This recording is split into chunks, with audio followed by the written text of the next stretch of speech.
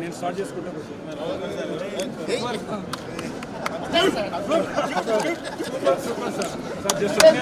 Sir అలాగే ఉన్నాను sir, అలాగే ఉన్నాను సార్, న్యాచురల్గా ఉంటారు. మీరు కొంచెం ఇట్లా చేస్తున్నట్టున్నాం.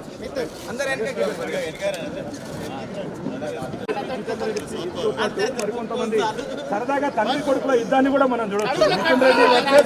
జితేందర్ రెడ్డి ఇద్దరి మధ్య కూడా బాక్సింగ్ ఇదంతా కూడా చాలా అందరికీ ఉత్సాహాన్ని ఇచ్చే విధంగా ఉంటుంది.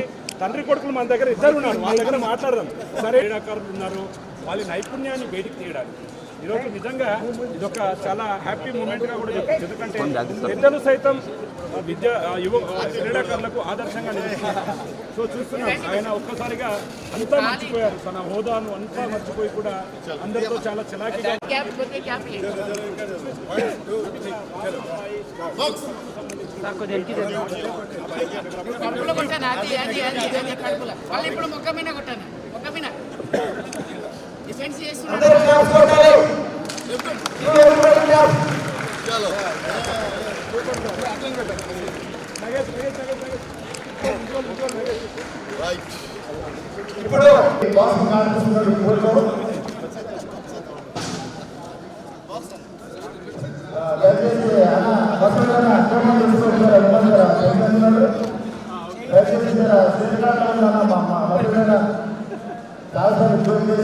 బాధ